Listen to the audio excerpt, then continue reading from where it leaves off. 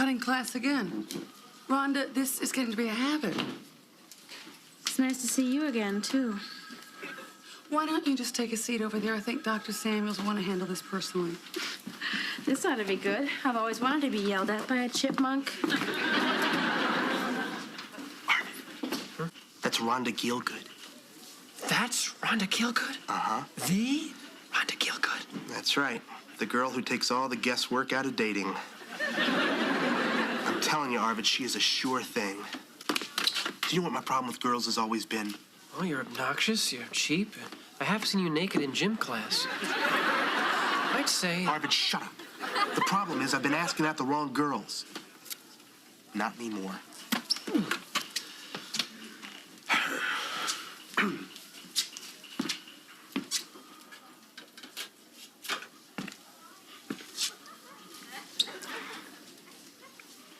Rhonda, hi. Dennis Blunden. I've seen you around detention. And, I was just thinking to myself, why don't we go out some night? Why don't you get lost?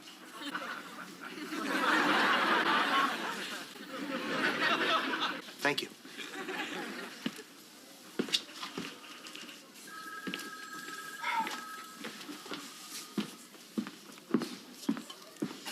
That was real smooth. So, what are you in here for? Helium in the intercom. That was you. That was very funny. Yeah? Thanks. You're welcome. Blunden, get away from my donuts! Now get in my office. You too, Arvid. Rhonda, I'll see you in a minute. Look, Dr. Samuels, I wasn't... I have to go. It was a pleasure to make your acquaintance. You know, you're kind of cute. Yeah? Thanks.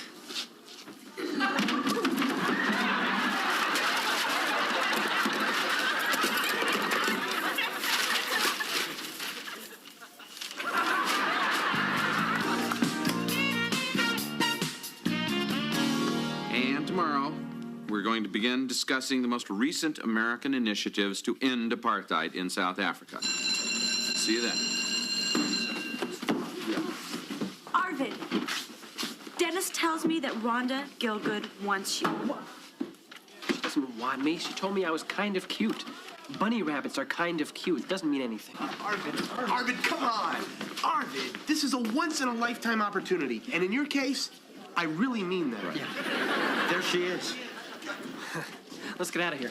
Arvid, just stay here and talk to the girl. Yeah, talk to her. Say something. Come on, be a man up. Come on, Walk out. the guy. Come on, man.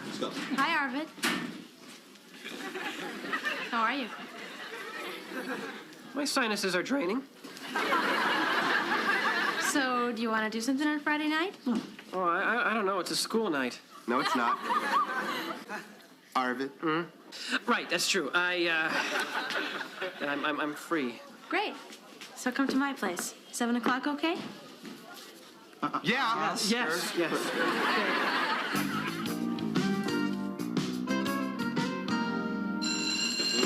Have a good one. Bye, Mr. Moore. Bye-bye. Oh, say, Mr. Moore, how was your weekend? This is Thursday, Arvid. I mean, last weekend. It was fine. Did you have a date? As a matter of fact, I didn't. Good. So, when you made your move, who unhooked the brassiere, you or her? Well, before I tell you that it's none of your business, why am I being asked these questions? I'm going to have sex Friday night. I see. That's why I have to talk to somebody with, I don't know, hands-on experience, so to speak.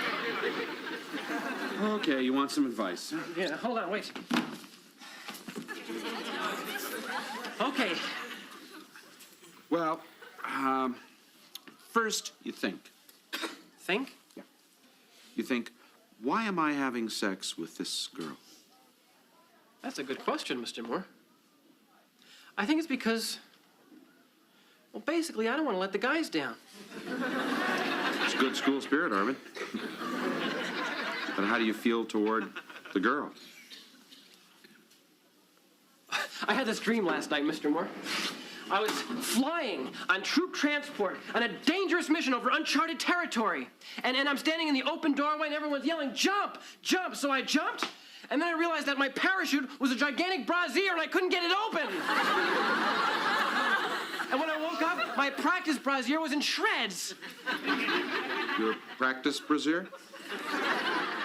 I bought one for research. Good idea. Well, you wanted my advice, Arvid, so I'm going to give it to you. I think that you're overreacting to peer pressure. I think there's obviously a lot of anxiety in this subject for you, and I don't think you're really ready yet. But I have to be ready, Mr. Moore. The opportunity is now. Well, there'll be other opportunities, Arvid. I mean, you have your entire life ahead of you. Mr. Moore, girls like this don't grow on trees. Believe me, if they did, I'd become a forest ranger. Arvid. Arvid. Mr. Moore, I sincerely believe that I have to do this. Now, if you feel you have to do it, then I hope you'll be wearing the right kind of parachute. Huh? Buy a condom.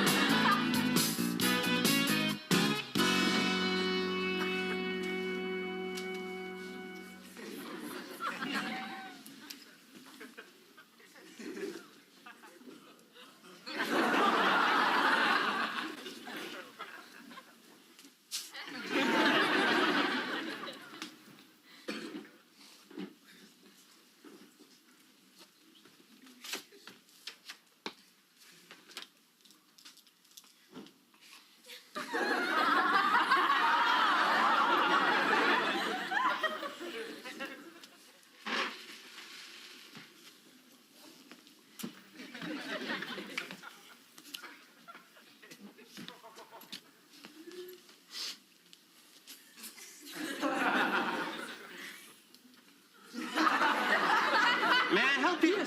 Yes. I was wondering if you could recommend a brand of cotton balls.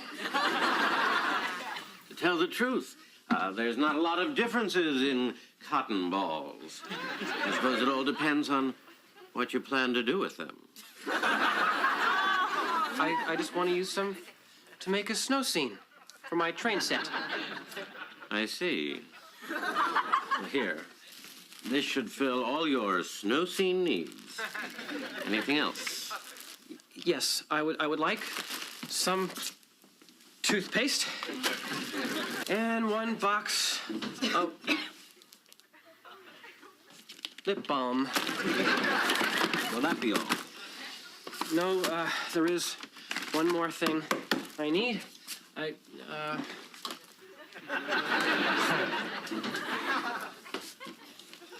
Pantyhose. That's some snow scene you're building. $24.95. There is one more thing I need of a personal and exotic nature. I need Condom. no. For a snow scene. No, this will be just fine. Thank you very much. Thank you. Young man, just one moment. Don't you dare walk out of here without those condoms.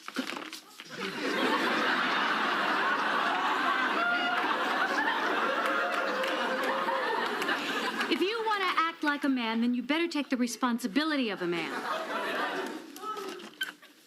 Here. They're on me. Just make sure they're on you.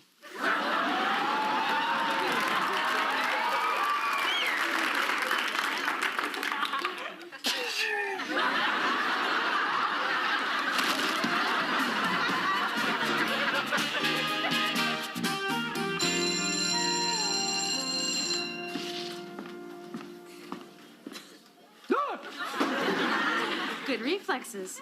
I like that in a man. It's you. I thought it was a moth. Here's my address.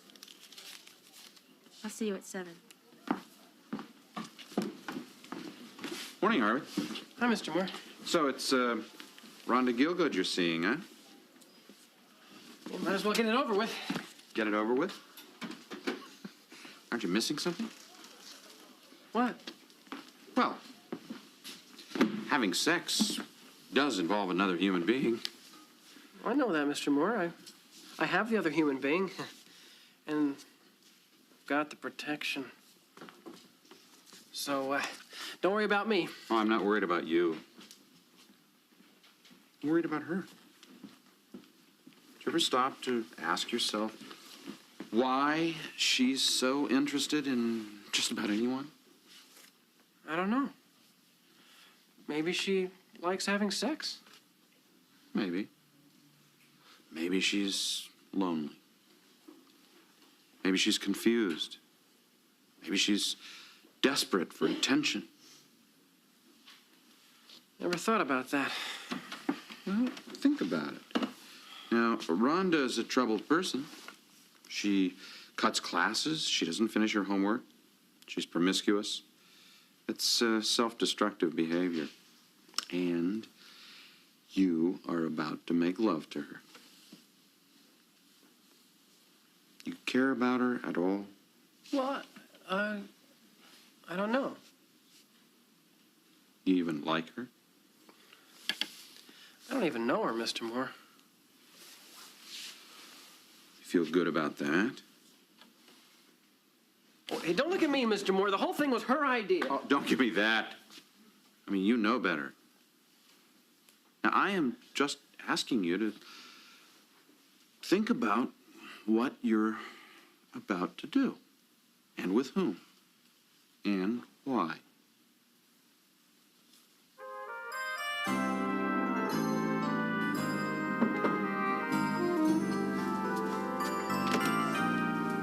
Hi. Hi. You're late. I was just in the lobby, admiring the artwork. Great apartment your folks have. It's okay, I guess. Nice sedimentary dolomite. Yeah. Can I get you something to drink? A drink. I better not. I'm going to be driving later. I mean after I get my license. You are cute. Did you hear that? Does that sound like your parents? Was that? You've got good ears, Arvid. They're in Boston. Okay, fuck. Boston. Hi.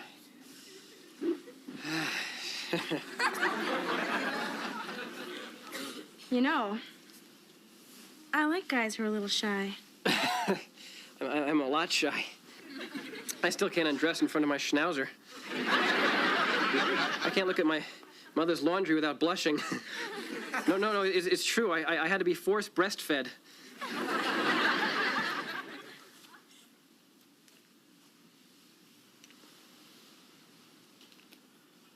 I'm gonna take these off. You wouldn't want them to get broken. No. Did you get those little red marks on your nose when you take off your glasses? I mean, you know, wear a glass. Where did you say you were from? I mean, I know you're from New York. You know, we're in New York. I know that, obviously. But I mean, I think in one way or another, most people are from New York. Don't you agree that? Arvid, don't you want to kiss me? Yes. I mean, who wouldn't? Can I ask you a question? What is it, Arvid? Why me? What kind of a question is that? Well, I mean, let's face it. I'm not, you know, exactly Mel Gibson. I'm not even Hoot Gibson. Oh?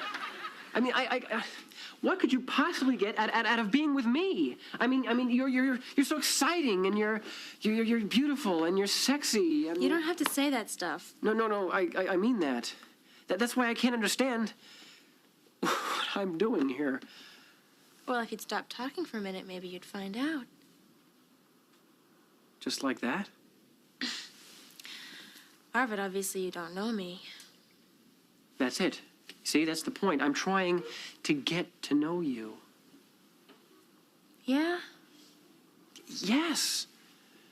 So if you'll just tell me a little about yourself. Like what? I don't know. What about your family? Well, I don't have any brothers and sisters. My father's a sales rep for textiles, and my mother's his partner. And they travel a lot, and I stay home. You must get lonely. Sure. Sometimes, don't you? Oh, yeah. I do have my schnauzer. So I guess I'm not quite as lonely as you. Look, are we gonna do it or what? You betcha, yes. Well, you still haven't answered, why me? Because you're different. I mean, like you've never made it with a nerd before and you want to see what it's like to, break one in? I mean, what's You acted differently. Sweet and funny. And you didn't hit on me. And I just had this hunch. I had a hunch that I'd like being with you. I like being with you, too. You know, most guys don't have much to say to me. Except afterwards, and then it's, I gotta go. That's terrible. I've read that post-coital tenderness is very important. I mean, especially to the woman. Post what? Afterwards. Just sort of holding each other and talking. About what? Like secrets. For instance, I might tell you that I think I'm too old to be in the Boy Scouts. Or that, What? what? I wish my ears were a little closer to my head.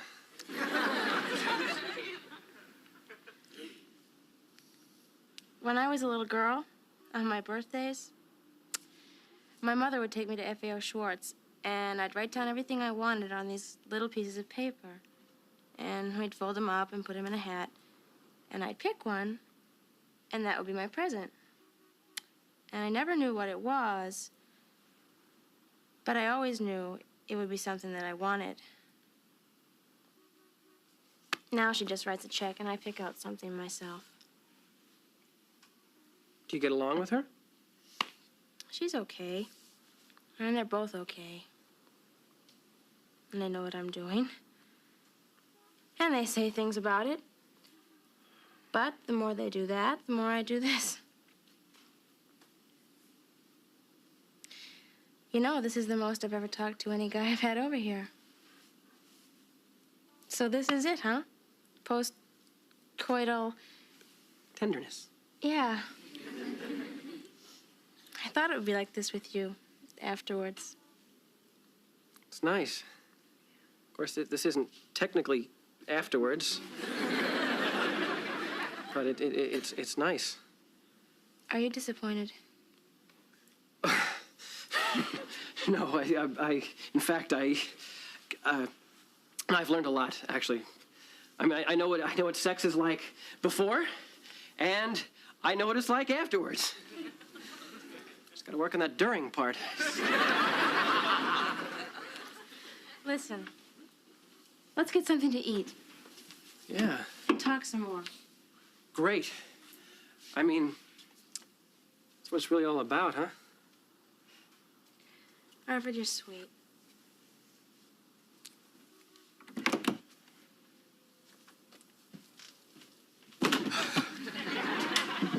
Arvid? Oh, yes.